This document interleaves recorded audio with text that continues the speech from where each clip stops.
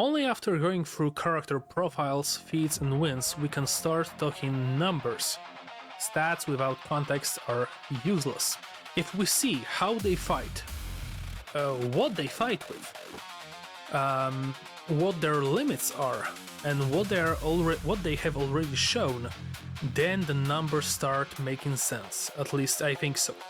So let's see. Strength.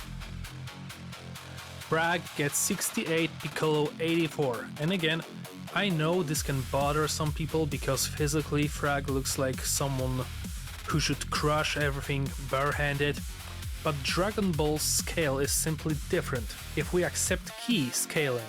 As it works in that universe, Piccolo's strength doesn't end at flash explosions, it also translates to pure combat force. Thragg is insanely strong, but not strong enough to beat Demon King Piccolo in this category. Thragg destroys cities and Piccolo destroys cities, but let's look at concrete scaling examples. Three powerful Viltrumites, Omni-Man, Hadus and Invincible, needed Space Racer's help to destroy planet Viltrum through a combined strike on the core. Thragg is stronger than them, true, so maybe he could do that alone. But how do we scale Piccolo? Roshi at around 139 ki could destroy the moon with one Kamehameha wave. Attack power depends on charge time and probably intentions. One of Roshi's Kamehamehas destroyed a mountain, another destroys a moon. That's a huge spread. Piccolo is at least twice as strong as Roshi. That's a massive edge in Dragon Ball. These are estimates, but to me Piccolo is the Dragon Ball's first planetary plus level character.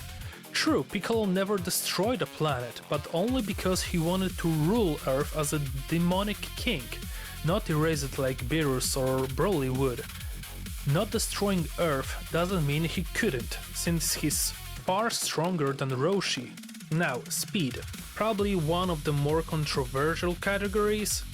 I give Thragg 64, Piccolo 78. I know some people instinctively want Thragg higher because Viltrumites fly through space, chase ships, react to absurd stuff, etc. But we need a distinction. Travel speed in vacuum is not the same as combat speed, strike speed, reaction speed. And here Piccolo is better to me, not only due to feats, but also Dragon Ball logic, where power growth directly boosts whole fight performance, reactions, tempo, timing, entry and exit from exchanges. Thragg is fast, really fast, but not so fast that speed alone strips Piccolo of his biggest edge, range control. Online, you'll also see Thragg listed as FTL+, faster than light, many times over. In travel speed, probably, because otherwise flying from Viltrum to Earth would likely take thousands of years. Just guessing, I don't know what's the difference, the distance between them. But if Thragg was really that fast, why didn't he catch Omni-Man, Invincible and Hadus when they flew to destroy Viltrum? He saw what they were trying to do and flew after them. He was supposedly faster than them and had superior stats across the board. In both the episode and comic, that trio flies for a while through a tunnel made by Space Racer. Maybe a minute or two? If Thragg was supposedly much faster than light, why didn't he catch them while chasing?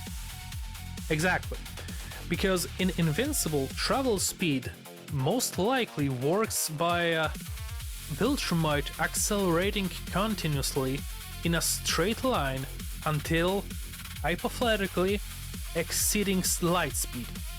But accelerating for weeks to reach that speed is not the same as having that speed in a fight where you have half second to make and finish a move, or dodge, or strike. Piccolo, meanwhile, has around 250 ki, Krillin with around 60 moved so fast the human eye couldn't track him and he became invisible. No Viltrumite has moved that fast in any fight. Piccolo is much faster than Krillin. Yes, that's scaling based, but it's hard to argue Piccolo isn't faster than Krillin, so all I'm saying is that Piccolo is much faster than Thragg, if he wants to be. So the conclusion is, Thragg is faster than Piccolo if they have to fly to Tesco on another planet, but in combat, Piccolo has a gigantic speed advantage. Next stat, durability. Very close here. 78 for Thragg, 75 for Piccolo. This is exactly where the number alone doesn't tell the whole story. Thragg is more durable than Piccolo, and I think that's fair. His body handles brutal damage better and his pain resistance is monstrous.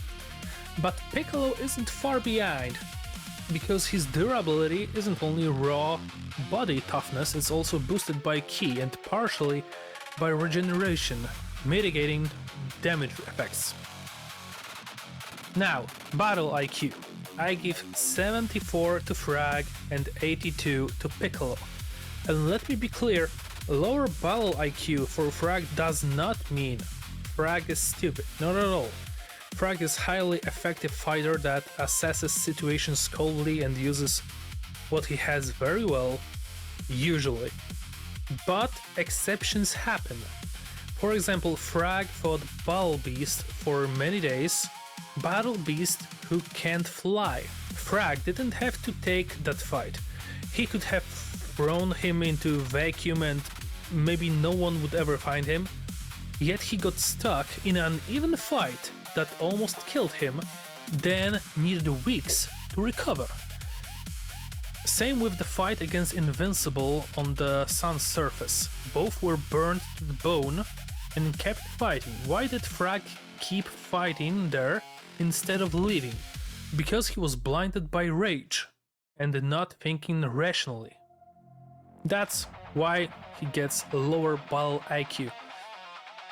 Piccolo, meanwhile, fought Goku after Kami's training and the fight was very even. You could even say Piccolo started losing, so he used injured Tien to force Goku into stillness and then broke his limbs from distance. That's a high battle IQ behavior. At that moment, Thragg would just hit harder and faster, maybe into his own death. Piccolo, once he understood the result wasn't certain, changed tactics and didn't cling to arrogance. That's why he gets a higher number in battle IQ. Now, hacks. Thragg 22, Piccolo 84. And nothing to discuss here. Thragg is an honest fighter in the most brutal sense possible. He has body, power, speed, durability, that's it. Next to him, Piccolo looks like a Swiss army knife, like a walking toolbox. Regeneration, ki, range attacks, weird body properties, giant form, stretching limbs. They may not be strict hacks in the purest definition, but against someone as straightforward as Thragg, they are practically cosmic abilities beyond Thragg's wildest expectations. That's why the gap is this large. Okay. Stamina. Here, Thragg 88, Piccolo 72. Thragg's advantage is obvious. Thragg is a stamina monster. He can fight long, hard and brutally, and it doesn't affect him the way it should affect any living being. Fighting style, 86 for Thragg and 10 for Piccolo. Thagg's advantage here is completely natural. He was trained from childhood and you can feel it. His fighting has structure, discipline and brutality, but not chaotic brutality unless forced into it. It's learned brutality, tested brutality and constantly refined brutality. Compared to that, Piccolo is wild, more intuitive, more based on raw power and unusual tools than on classically polished martial arts. Experience. Thragg gets 92, Piccolo 76. Not much philosophy here. Thragg is older, has lived longer, fought more and operated in a much harsher, more militarized world. His type raced for war, not tournaments, not saving the world, but for domination and extermination. Piccolo obviously had experience too, but next to Thragg it looks modest, especially if we consider Piccolo spent a significant part of life sealed by Mafuba, and Piccolo often acted through his offspring rather than being personally involved. And now, combat skills. Thragg has 58, Piccolo 82. Again, this follows directly from how these characters are written. Thragg is lethal, but his toolkit is narrow. Rush in, pressure, tear apart, crush. He does it excellently, but doesn't have many variations. Piccolo simply has more variants. He has energy techniques capable of city-level destruction without effort. Let's move to the chart, where it's easier to see who has the edge where.